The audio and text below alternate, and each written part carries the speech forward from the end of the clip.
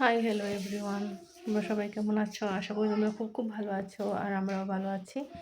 তো দেখো, ঘুম থেকে উঠে বিছানা টিছানা একদম গুছিয়ে করে নিয়েছি, ঘর ঝাড় দিয়ে নিয়েছি।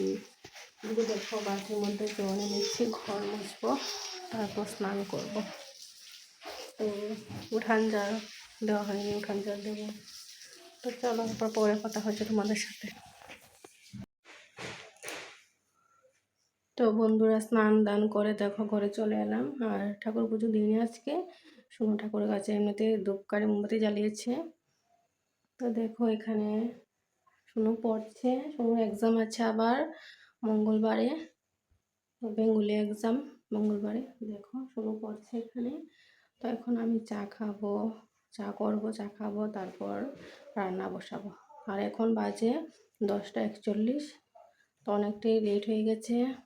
তো ঘুম থেকে উঠেছি প্রায় 9টা বেজেছিল, তো একটু দেরি হয়ে গেছে, আজকে তো সানডে।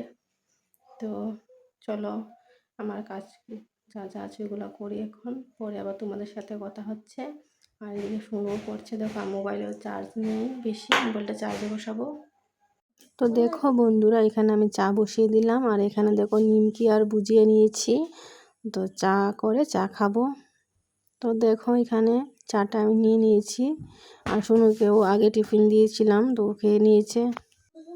আর চা খাওয়ার টাইমটাও চলে গেছে, কিন্তু কি করব, চা তো একটু খেতেই হবে সকালবেলা। না হলে আমি চা না খেলে আমার প্রচণ্ড মাথা ব্যথা হয়। সকালে যদি চা না খাই মাথা ব্যথা একদম কি বলবো, আর প্রচণ্ড মাথা ব্যথা হয়।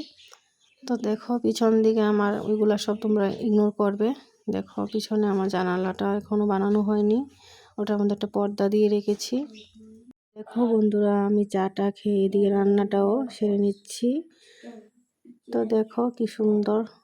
ও বন্ধুরা, এখানে দেখো চিংড়ি শুটকি আর কচু মুখি দিয়ে তরকারি বসিয়ে দিলাম। আর এখানে দেখো মিষ্টি কুমড় ভাজা করেছি। তো বাস এতটুকুই, তরকারিটা হয়ে গেলে নামিয়ে নেব। আর এখানে দেখো বিলেতি ধনে পাতা তুলে নিয়েছি, এখন এটা তরকারির মধ্যে দেবো নামানোর আগে। দেখো বন্ধুরা, যেহেতু চিংড়ি শুটকি রান্না করেছি, আমার ছেলে খেতেই চাইছে না, আমি খাইয়ে দিচ্ছি। তো ছেলেকে খাইয়ে আমিও খেয়ে নেব একটা থালের মধ্যেই। তো দেখো আমিও খাচ্ছি এখানে।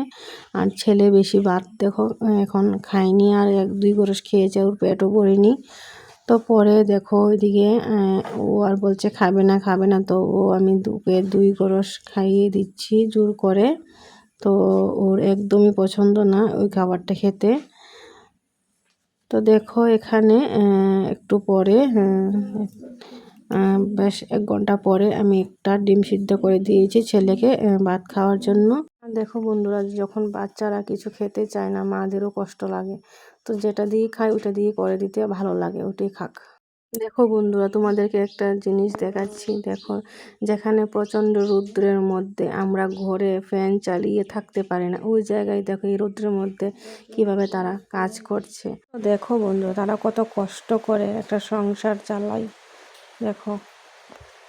গুড ইভিনিং বন্ধুরা, দেখো ওইদিকে আমার ছেলেকে হরলিক্স আর কেক দিয়ে দিয়েছি, ছেলে খাচ্ছে। দেখো বন্ধুরা, এখানে আমার জন্য চা করে নিয়েছি।